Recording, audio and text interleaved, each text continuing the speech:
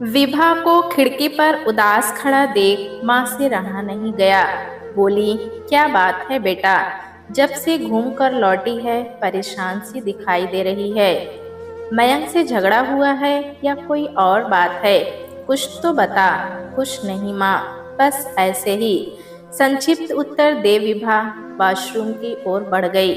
7 दिन हो गए हैं तुझे यहाँ आए, क्या ससुराल वापस नहीं जाना? माला जी फोन पर फोन किए जा रही हैं, क्या जवाब दूं उन्हें? तो क्या अब मैं चैन से इस घर में कुछ दिन भी नहीं रह सकती? अगर इतना ही बोझ लगती हूँ तो बता दो, चली जाऊंगी यहाँ से। कहते हुए विभा ने भड़ाक से दरवाजा बंद कर लिया। अरे मेरी बात तो सुन। बाहर खड़ी माँ की आंखें आंसुओं से भीग गई। अभी कुछ दिन पहले ही बड़ी धूमधाम से अपनी इकलौती लाडली बेटी विभा की शादी की थी। सब कुछ बहुत अच्छा था। सॉफ्टवेयर इंजीनियर लड़का पहली बार में ही विभा और उसकी पूरी फैमिली को पसंद आ गया था। मयंक की अच्छी जॉब और छोटी फैमिली, और वो भी उसी शहर में। यही देखकर उन्होंने आसानी से इस रिश्ते के लिए हाँ कर दी थी कि शादी के बाद बेटी को देखने उनकी निगाहें नहीं तरसेंगी। लेकिन हाल ही में हनीमून मनाकर लौटी बेटी के अजीबोगरीब व्यवहार ने उनकी जान सांसत में डाल दी थी। पत्नी के चेहरे पर पड़ी चिंता की लकीरों ने महेश चंद को भी उलझन में डाल दिया। कुछ कहने के लिए मुंह खोला ही था कि हेलो आंटी, हेलो अंकल कहते हुए विभा की खास दोस्त दिव्या ने बैठक में प्रवेश किया। अरे तुम कब आई बेटा? पैर छूने के लिए झुकी दिव्या के सिर पर आशीर्वाद स्वरूप हाथ फेरते हुए दिव्या की माँ ने पूछा। रात 8 बजे ही घर पहुंची थी आंटी। 4 दिन की छुट्टी मिली है, इसलिए आज ही मिलने आ गई। तुम्हारी जॉब कैसी चल रही है? महेश चंद के पूछने पर दिव्या ने हंसते हुए उन्हें अंगूठा दिखाया और आंटी की ओर मुखातिब होकर बोली, विभा कैसी है? बहुत दिनों से उससे बात नहीं हुई। मैंने फोन फॉर्मेट करवाया है, इसलिए कॉल न कर सकी और उसका भी कोई फोन नहीं आया। तू पहले इधर आ, कुछ बात करनी है। विभा की माँ उसे सीधे किचन में लेकर गईं। पूरी बात समझने के बाद दिव्या ने उन्हें आश्वस्त किया कि वो तुरंत विभा की परेशानी को समझ उनसे साझा करेगी। बेडरूम के दरवाजे पर दिव्या को देख विभा की खुशी का ठिकाना न रहा। दोनों 4 महीने बाद मिल रही थी। अपनी किसी पारिवारिक उलझन के कारण दिव्या उसकी शादी में भी सम्मिलित न हो सकी थी। कैसी है मेरी जान? हमारे जीजू बहुत परेशान तो नहीं करते हैं? बड़ी अदा से आंख मारते हुए दिव्या ने विभा को छेड़ा। तू कैसी है? कब आई? एक फीकी हंसी हंसते हुए विभा ने दिव्या से पूछा। क्या हुआ है Vibha? Is something wrong there? देख, मुझसे तू कुछ न छिपा। तेरी हंसी के पीछे एक गहरी अव्यक्त उदासी दिखाई दे रही है। मुझे बता, आखिर बात क्या है? दिव्या उसकी आंखों में देखते हुए बोली। अचानक विभा की पलकों के कोर गीले हो चले। फिर उसने जो बताया वो वाकई चौंकाने वाला था। विभा के अनुसार सुहागरात से ही फिजिकल रिलेशन के दौरान मयंक में वो एक झिझक सी महसूस कर रही थी, जो कतई स्वाभाविक नहीं लग रही थी। उन्होंने बहुत कोशिश की, रिलेशन से पहले फोरप्ले आदि भी किया। बावजूद इसके उनके बीच अभी तक सामान्य फिजिकल रिलेशन नहीं बन पाया और न ही वे चरमोत्कर्ष का आनंद ही उठा पाए। इसके चलते उनके रिश्ते में एक चिड़चिड़ापन व तनाव आ गया है। यूं मयंक उसका बहुत ध्यान रखता और प्यार भी करता है। उसकी समझ नहीं आ रहा कि वो क्या करे। माँ पापा से ये सब कहने में शर्म आती है।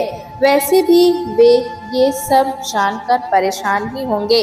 विभा की पूरी बात सुन दिव्या ने सबसे पहले उसे ससुराल लौट जाने के लिए कहा और धैर्य रखने की सलाह दी। अपना व्यवहार भी संतुलित रखने को कहा ताकि उसके मम्मी पापा को तसल्ली हो सके कि सब कुछ ठीक है। दिव्या की सलाह के अनुसार विभा ससुराल आ गई। इस बीच उसने मयंक के साथ अपने रिश्ते को पूरी तरह से सामान्य बनाने की कोशिश भी की और भरोसा भी जताया कि मयंक की किसी भी परेशानी में वो उसके साथ खड़ी है। उसके इस सकारात्मक रवैये का तुरंत ही असर दिखने लगा। मयंक की झिझक धीरे धीरे खुलने लगी, लेकिन फिजिकल रिलेशन की समस्या अभी तक ज्यों की त्यों थी। कुछ दिनों की समझाइश के बाद आखिरकार विभा ने मयंक को काउंसलर के पास चलने को राजी कर लिया। दिव्या के बताए पते पर दोनों क्लिनिक पहुंचे, जहां यौन रोग विशेषज्ञ डॉक्टर नमन खुराना ने उनसे सेक्स के मद्देनजर कुछ सवाल किए। उनकी परेशानी समझ डॉक्टर ने विभा को कुछ देर बाहर बैठने के लिए कहकर मयंक से अकेले में कुछ बातें की। उन्हें 3 सिटिंग के लिए आने का सुझाव देकर डॉक्टर नमन ने मयंक के लिए कुछ दवाएं भी लिखी। कुछ दिनों के अंतराल पर मयंक के साथ 3 सिटिंग्स पूरी होने के बाद डॉक्टर नमन ने विभा को फोन कर अपनी क्लिनिक बुलाया और कहा, विभा जी, आपके पति शारीरिक तौर पर बेहद फिट हैं। दरअसल वे इरेक्शन की समस्या से जूझ रहे हैं, जो एक मानसिक तनाव या कमजोरी के अलावा कुछ नहीं है। इसे पुरुषों के परफॉर्मेंस प्रेशर से भी जोड़कर देखा जाता है। इस समय उन्हें आपके मानसिक संबल की बहुत ही आवश्यकता है। आपको थोड़ा मजबूत होकर ये जानने की जरूरत है कि किशोरावस्था में आपके पति यौन शोषण का शिकार हुए हैं और कई बार हुए हैं। अपने से काफी बड़ी महिला के साथ रिलेशन बनाकर उसे संतुष्ट करने में उन्हें शारीरिक तौर पर तो परेशानी झेलनी ही पड़ी, साथ ही उन्हें मानसिक स्तर पर भी बहुत जलील होना पड़ा है, जिसका कारण कहीं ना कहीं वे खुद को भी मानते हैं। इसीलिए स्वेच्छा से आपके साथ संबंध बनाते वक्त भी वे उसी अपराध बोध का शिकार हो रहे हैं। क्योंकि फिजिकल रिलेशन की सफलता आपकी मानसिक स्थिति तय करती है, लिहाजा इस अपराध ग्रंथि के चलते संबंध बनाते वक्त वे आपके प्रति पूरी ईमानदारी नहीं दिखा पाते। नतीजतन आप दोनों उस सुख से वंचित रह जाते हैं। अतः आपको अभी बेहद सजग होकर उन्हें प्रेम से संभालने की जरूरत है। विभा को काटो तो खून नहीं। अपने पति के बारे में हुए इस खुलासे से वो सन्न रह गई। क्या ऐसा भी होता है? ऐसा कैसे हो सकता है? एक लड़के का यौन शोषण आदि तमाम बातें उसकी समझ के परे थी। उसका मन मानने को तैयार नहीं था कि एक हट्टा कट्टा नौजवान भी कभी यौन शोषण का शिकार हो सकता है, पर यह एक हकीकत थी जिसे झुटलाया नहीं जा सकता था। अतः अपने मन को कड़ा कर वो पिछली सभी बातों पर गौर करने लगी।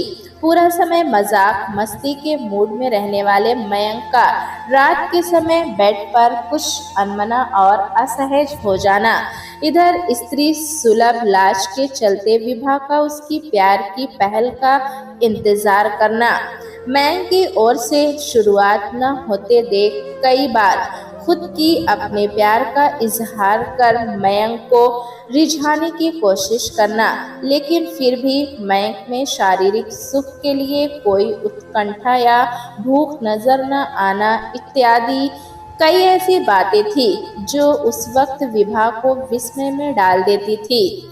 खैर, बात कुछ भी हो, आज एक विभत्स सच्चाई विभा के सामने परोसी जा चुकी थी और उसे अपनी हलक से नीचे उतारना ही था।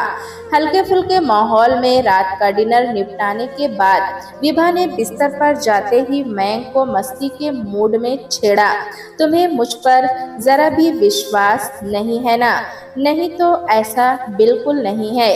अब तुम्हें तो मेरे जीने की वजह हो।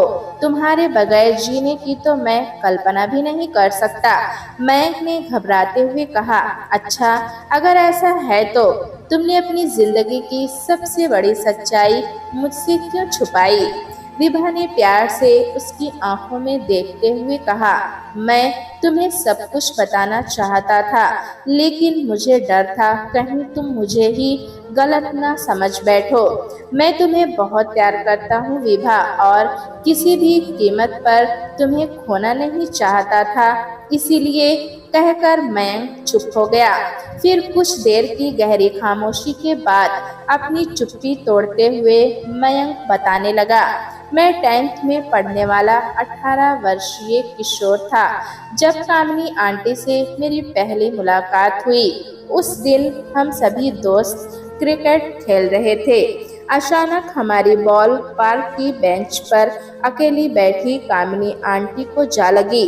अगले ही पल बॉल कामिनी आंटी के हाथों में था, चूंकि मैं ही बैटिंग कर रहा था, अतः दोस्तों ने मुझे ही जाकर बॉल लाने को कहा। मैंने माफी मांगते हुए उनसे बॉल मांगी तो उन्होंने इट्स ओके कहते हुए वापस कर दी। लगभग 30 से 35 की उम्र दिखने में बेहद खूबसूरत व पढ़ी लिखी सलीकेदार कामिनी आंटी से बातें कर मुझे बहुत अच्छा लगता था। फाइनल परीक्षा होने को थी, अतः मैं बहुत कम ही खेलने जा पाता था। कुछ दिनों बाद हमारी मुलाकात होने पर बातचीत के दौरान कामिनी आंटी ने मुझे पढ़ाने की पेशकश की, जिसे मैंने सहज स्वीकार कर लिया। चूंकि मेरे घर से कुछ ही दूरी पर उनका अपार्टमेंट था, इसीलिए मम्मी पापा से भी मुझे उनके घर जाकर पढ़ाई करने की इजाज़त मिल गई। फिजिक्स पर कामिनी आंटी की पकड़ बहुत मजबूत थी। कुछ लेसन जो मुझे बिल्कुल नहीं आते थे, उन्होंने मुझे अच्छी तरह समझा दिए। उनके घर में शांति का माहौल था, बच्चे थे नहीं और अंकल अधिकतर टूर पर ही रहते थे। कुल मिलाकर इतने बड़े घर में रहने वाली वे अकेली प्राणी थी। बस उनकी कुछ बातें हमेशा मुझे खटकती, जैसे पढ़ाते वक्त उनका मेरे कंधों को हौले से दबा देना, कभी उनके रेंगते हाथों की छुअन अपनी जांघों पर महसूस करना। ये सब करते वक्त वे बड़ी अजीब नजरों से मेरी आंखों में देखा करती, पर उस वक्त ये सब समझने के लिए मेरी उम्र बहुत छोटी थी। उनकी ये बातें मुझे कुछ परेशान अवश्य करती, लेकिन फिर पढ़ाई के बारे में सोचकर मैं वहां जाने का लोभ संवरण न कर पाता। मेरी परीक्षा से ठीक एक दिन पहले पढ़ते वक्त उन्होंने मुझे एक गिलास जूस पीने को दिया और कहा कि इससे परीक्षा के वक्त मुझे एनर्जी मिलेगी। जूस पीने के कुछ देर बाद ही मुझे कुछ नशा सा होने लगा। मैं उठने को हुआ और लड़खड़ा गया। तुरंत उन्होंने मुझे संभाल लिया। उसके बाद क्या हुआ मुझे कुछ याद न रहा। 2 से 3 घंटे बाद जब मेरी आंख खुली तो सिर में भारीपन था और मेरे कपड़े कुछ अव्यवस्थित। मैं बहुत घबरा गया, मुझे कुछ सही नहीं लग रहा था। कामिनी आंटी की संदिग्ध मुस्कान मुझे विचलित कर रही थी। दूसरे दिन पेपर था, अतः दिमाग पर ज्यादा जोर न देते हुए मैं तुरंत घर लौट आया। दूसरा पेपर मैथ का था। चूंकि फिजिक्स का पेपर हो चुका था, इसलिए कामिनी आंटी के घर जाने का कोई सवाल नहीं था। 2 से 3 दिन बाद कामिनी आंटी का फोन आया। आखिरी बार उनके घर में मुझे बहुत अजीब हालात का सामना करना पड़ा था, अतः मैं अब वहां जाने से कतरा रहा था। लेकिन माँ के जोर देने पर कि चला जा बेटा, शायद वे कुछ इम्पोर्टेंट बताना चाहती हो, न चाहते हुए भी मुझे वहां जाना पड़ा। उनके घर पहुंचा तो दरवाजा अध खुला था। दरवाजे को ठेलते हुए मैं उन्हें पुकारता हुआ भीतर चला गया। हॉल में मध्यम रोशनी थी। सोफे पर लेटे हुए उन्होंने इशारे से मुझे अपने पास बुलाया। कुछ हिचकिचाहट में मैं उनके समीप गया तो मुंह से आ रही शराब की तेज दुर्गंध ने मुझे पीछे हटने पर मजबूर कर दिया। मैं पीछे हट पाता उससे पहले ही उन्होंने मेरा हाथ पकड़कर मुझे सोफे पर अपने ऊपर खींच लिया। बिना कोई मौका दिए उन्होंने मुझ पर चुंबनों की बौछार शुरू कर दी। ये क्या कर रही हैं आप? छोड़िए मुझे। ये कहकर मैंने अपनी पूरी ताकत से उन्हें अपने से अलग किया और बाहर की ओर लपका। रुको! उनकी गरजती आवाज ने मानो मेरे पैर बांध दिए। मेरे पास तुम्हें कुछ दिखाने को है। कुटिलता से उन्होंने मुस्कुराते हुए कहा। फिर उनके मोबाइल में मैंने जो देखा वो मेरे होश उड़ाने के लिए काफी था। वो एक वीडियो था जिसमें मैं उनके ऊपर साफ तौर पर चढ़ा दिखाई दे रहा था और उनकी भंगिमाएं कुछ नानुकुर सी प्रतीत हो रही थी। उन्होंने मुझे साफ साफ धमकाते हुए कहा कि अगर मैंने उनकी बातें न मानी तो वे इस वीडियो के आधार पर मेरे खिलाफ रेप का केस कर देंगी। मुझे व मेरे परिवार को कॉलोनी से बाहर निकलवा देंगी। मेरे पांव तले जमीन खिसक गई। फिर भी मैंने अपना बचाव करते हुए कहा कि ये सब गलत है, मैंने ऐसा कुछ नहीं किया है। तब हंसते हुए वे बोली, तुम्हारी बात पर यकीन कौन करेगा? क्या तुमने देखा नहीं कि मैंने किस तरह से इस वीडियो को शूट किया है? इसमें साफ साफ मैं बचाव की मुद्रा में हूँ और तुम मुझसे जबरदस्ती करते नजर आ रहे हो।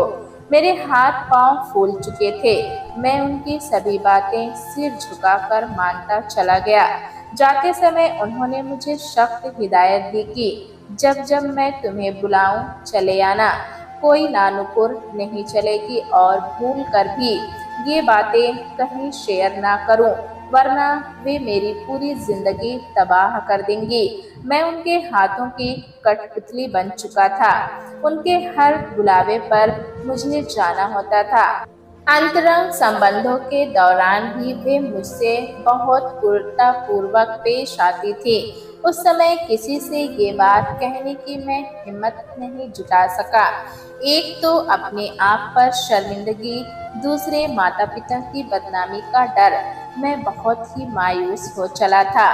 मेरी पूरी पढ़ाई चौपट हो चली थी। करीब साल भर तक मेरे साथ यही सब चलता रहा। एक बार कामिनी आंटी ने मुझे बुलाया और कहा कि आज आखिरी बार मैं उन्हें खुश कर दूं, तो वे मुझे अपने शिकंजे से आज़ाद कर देंगी। बाद में पता चला कि अंकल जी का कहीं दूसरी जगह ट्रांसफर हो गया है। महीनों एक लाचार जीवन जीते जीते मैं थक चुका था। उस बेबसी और पीड़ा को मैं भूल जाना चाहता था। उसी साल मुझे भी पापा ने पढ़ने के लिए कोटा भेज दिया, जहां मैंने मन लगाकर पढ़ाई की। पर अतीत की इन परछाइयों ने मेरा पीछा शादी के बाद भी नहीं छोड़ा, जिस कारण आज तक मैं तुम्हारे साथ न्याय नहीं कर पाया। मैं शर्मिंदा हूँ, मुझे माफ कर दो विभा। मयंक की आंखों में दर्द उतर आया। नहीं मयंक, तुम क्यों माफी मांग रहे हो? माफी तो उसे मांगनी चाहिए जिसने अपराध किया है। मैं उस औरत को उसके किए की सजा दिलवा कर रहूंगी और तुम्हें न्याय, कह विभा ने मयंक के आंसू पोंछे। नहीं विभा, वो औरत बहुत शातिर है, मुझे उससे बहुत डर लगता है। तुम्हारा यही डर तो मुझे खत्म करना है। कहते हुए विभा ने मन में कुछ ठान लिया। अगले दिन से विभा ने कामिनी आंटी के बारे में पता करने की मुहिम छोड़ दी। जिस अपार्टमेंट में वे रहती थी वहां जाकर खोजबीन करने पर उसे सिर्फ इतना पता चला कि कामिनी आंटी के पति का ट्रांसफर भोपाल में हुआ है। लेकिन उसने हिम्मत नहीं हारी। अपने सास ससुर को भी उसने मयंक की इस आपबीती के बारे में बताया, जिसे सुनकर वे भी सिहर उठे। अपने बेटे के साथ महीनों हुए इस शोषण के खिलाफ उन्होंने भी आवाज उठाने में एक पल की देरी न लगाई। एक दिन फेसबुक पर कुछ देखते समय विभा के मन में अचानक एक विचार कौंधा। उसने कामिनी गुप्ता के नाम से एफबी पर सर्च किया। भोपाल की जितनी भी कामिनी मिली उनमें उस कामिनी को ढूंढना असंभव नहीं पर मुश्किल जरूर था। पर अपने पति को न्याय दिलाने के लिए विभा कुछ भी करने को तैयार थी।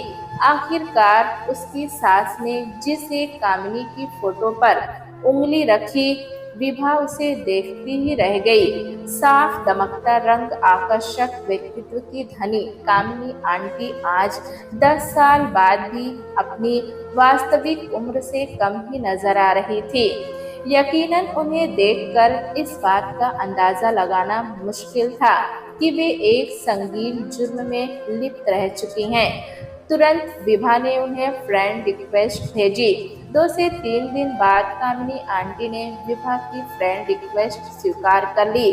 धीरे धीरे उसने कामिनी आंटी की तारीफों के पुल बांधते हुए उनसे मेलजोल बढ़ाया और उनका फोन नंबर ले लिया।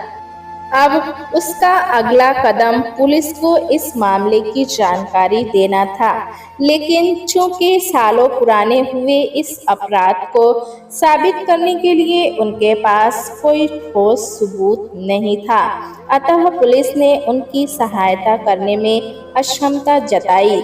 विभा जानती थी कि अगर सबूत चाहिए तो उसे कामिनी आंटी के पास जाना ही होगा।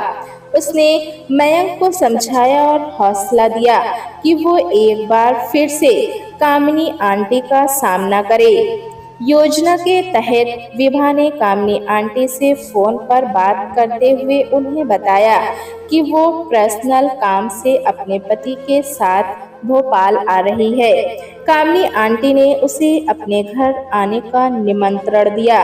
नियत समय पर विभा ने कामिनी आंटी के घर की बेल बजाई। कुछ पलों के पश्चात उन्हें दरवाजे पर देख वितृष्णा से उसका मुंह कसैला हो गया। पर अपनी भावनाओं पर काबू रख उसने मुस्कुराते हुए हॉल के अंदर प्रवेश किया। सहज भाव से कामिनी आंटी ने उसका स्वागत किया। कुछ औपचारिक बातों के मध्य ही मयंक ने दरवाजे पर दस्तक दी। दरवाजे पर एक आकर्षक पुरुष को देख कामिनी आंटी कुछ अचरज से भर उठी। उन्होंने मयंक पर प्रश्नवाचक निगाह डालते हुए उसका परिचय जानना चाहा। इधर विभा मयंक से अनजान बन वहीं खड़ी रही। मयंक अपना परिचय देता उससे पहले ही कामिनी आंटी ने उसे लगभग पहचानते हुए पूछा, तुम?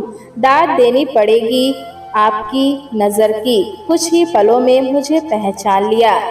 कामिनी आंटी कुछ और कहती उससे पहले ही विभा ने उनसे चलने की इजाजत मांग ली। तुम यहाँ किस मकसद से आए हो? क्या चाहते हो? विभा के जाते ही वे मयंक पर बरस पड़ी।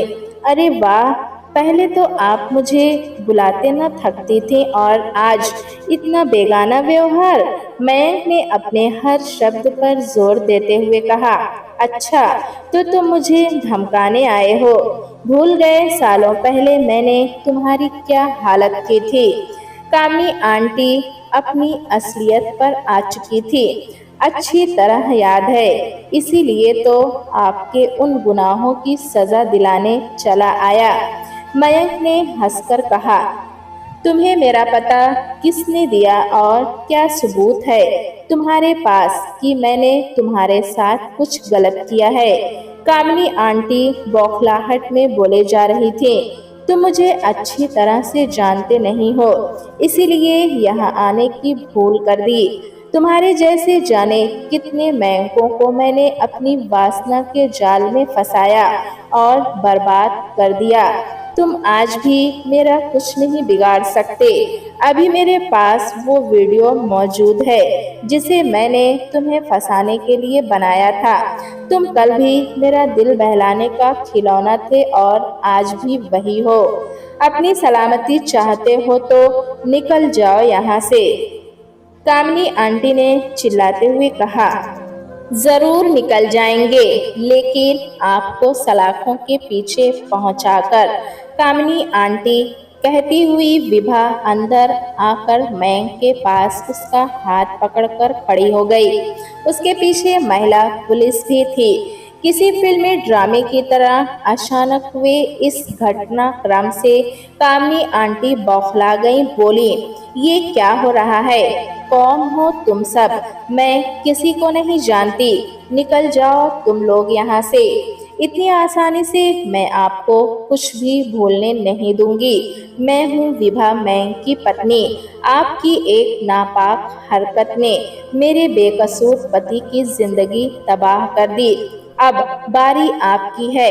इंस्पेक्टर, यही है वो कामिनी जिसने मेरे पति का शारीरिक शोषण किया था, जिसके सारे सबूत इस कैमरे में मौजूद हैं। सेंट्रल टेबल के फूलदान से विभा ने एक हिडन कैमरा निकालते हुए पुलिस को सौंप दिया, जिसे उसने कुछ देर पहले ही कामनी आंटी की नजर बचा कर रख दिया था। अपनी घिनौनी करतूत के सबूत को सामने देख अचानक ही कामनी आंटी ने अपना रुख बदला और मैं के सामने गिड़गिड़ाने लगी। प्लीज मुझे माफ कर दो। मैं आइंदा किसी के साथ ऐसा नहीं करूंगी। तुम्हारे हाथ जोड़ती हूँ, प्लीज मुझे बचा लो।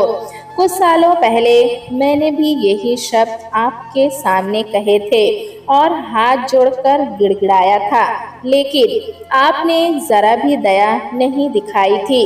कामनी आंटी की ओर घृणा से देखते हुए मयंक ने मुंह फेर लिया। पुलिस द्वारा की गई पूछताछ में पता चला कि कामनी आंटी के पति उन्हें शारीरिक सुख देने के काबिल नहीं थे, जिससे न ही वे कभी मां बन सकी और न ही उन्हें शारीरिक सुख मिला। लेकिन इस सुख को पाने के लिए उन्होंने जो रास्ता अपनाया वो नितांत गलत था।